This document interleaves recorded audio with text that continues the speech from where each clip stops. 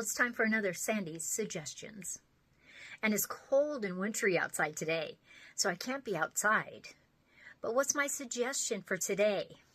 It's a perfect time to decide what you're going to put in your gardens. Graph paper is your friend. I'll say it over and over again. A pencil and some graph paper can save you so much time and money when it comes to deciding how to plant your garden. Now, this is my community garden plot. It's 16 feet by 48 feet, and I just use a piece of graph paper that you can get at any store, and I can decide where I want my peppers, my turnips, my spinach, my cabbages, all my brassicas, my tomatoes, everything in my garden. And it gives me plenty of space to give little notes, so I know that what I need to start beforehand, what I need to start in the ground, how much space everything's going to take up. Save yourself some time, some headache, and get some graph paper and a pencil. That's Sandy's suggestion for the week.